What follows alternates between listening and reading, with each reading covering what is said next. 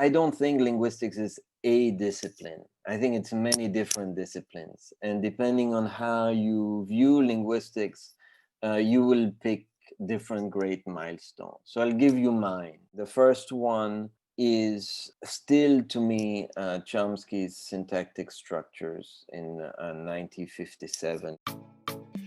I think one of the most important turning points in linguistics was around the beginning of the 21st century. We started to move away from the structuralist paradigm that had dominated 20th century linguistics, first with the European and Bloomfieldian structuralists, and then with Chomskyan structuralism. We've now moved to a more empiricist approach, but one that has gone in a very cognitive direction. Yo me remontaría a los últimos 50 años con la aparición del programa de reacción y ligamiento de Chomsky. Yo creo que ahí sí hay, en los años más cercanos a la publicación de ese libro, creo que sí que hay grandes hitos, y también antes, pero creo que en los últimos años quizás no haya tantos hitos como entonces. No soy capaz de aventurar un análisis de por qué eso es así. Desde luego creo que hay un aspecto de eso que probablemente está conectado con el mismo espíritu del programa minimalista, con el hecho de que para cualquier fenómeno hoy en día uno se puede encontrar 3, 4, 5 o 6 teorías, cuando hace 40 o 50 años tenías una única teoría y era la que todos utilizábamos. For me, the exciting turning point was the minimalist program, especially not just the technical apparatus of syntax, but the way Chomsky conceived the role of the language faculty in the general, more broad theory of mind and theory of cognition. One thing I think is the fact that our understanding of what a language is, how we speak and listen, we can connect this much more strongly to also the infrastructure of the human brain, because of the fact that we now have all these modern tools of looking at the human brain in action in other domains like memory or visual perception. We have animal models because we can study animals and see how they do it in their brains.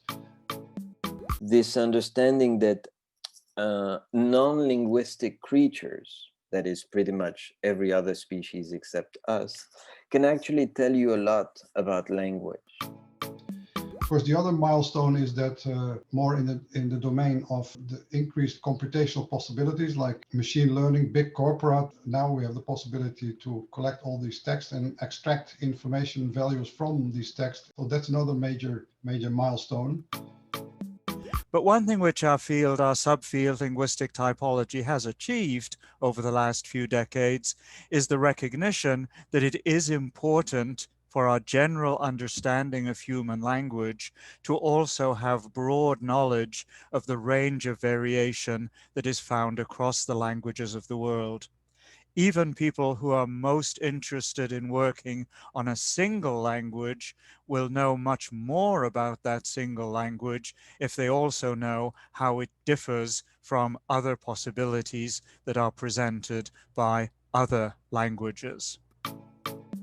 When I first started doing linguistics, almost all studies focused on English. Studies that were done already, that existed already at the time, and there weren't very many of other languages, were not given the kind of centrality that they deserve. First, it started when we brought on board especially other European languages, and gradually other languages got brought on, especially East Asian languages. When you're looking at the last 20 years in particular, so you're looking at what sometimes is called unfamiliar languages, so you're talking about languages that are sometimes spoken by very small communities. A lot of these languages don't have a written tradition, and so these are studies that also involve extensive fieldwork and so on.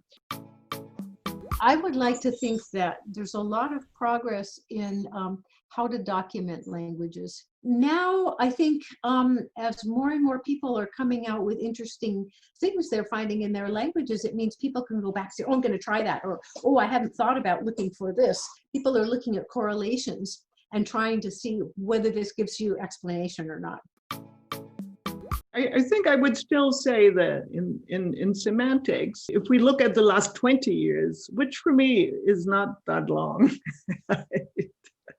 For you, it may be. For me, last 20 years is not that long.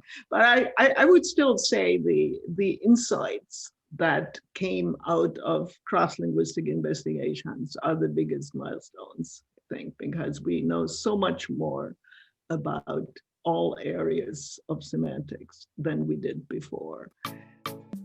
Oh, I'd say another big milestone is that there's finally respect for language contact and the power of language contact, especially when, you know, there are two languages in a head. What does that do to each of the languages? Now, I mean, most people in the world are multilingual. That's getting more respect, and it's explaining a lot. Si tú me preguntas qué hito importante en el discurso de los últimos años, el análisis multimodal me parece una dimensión extremadamente importante para no limitarse al discurso solamente verbal, sino también otras dimensiones, también con música, etc.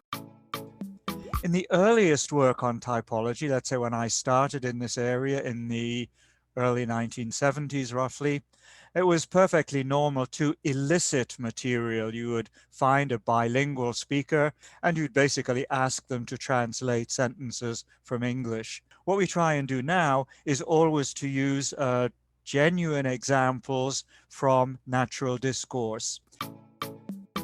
I think syntax has come a very long way in terms of the particular formal tools that we've been using.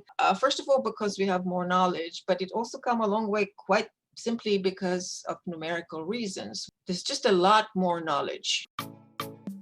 An important first milestone that helped us towards a compositional interpretation that is tightly linked to what we know about syntactic representations. I think that started maybe when Alonzo Church invented the typed lambda calculus, because that in a way gave us a step to have a formal object as the meaning of just about any syntactic constituent. So if you're talking about important things in the last 20 plus years, that's the incorporation of the syntax semantics work into syntax, which has been extremely important. I think it's been extremely important. It's been extremely influential. It's been very good for the development of syntax and to some extent also to the development of semantics. Para mí no es tanto los últimos 20 años, sino los últimos 20 siglos o más.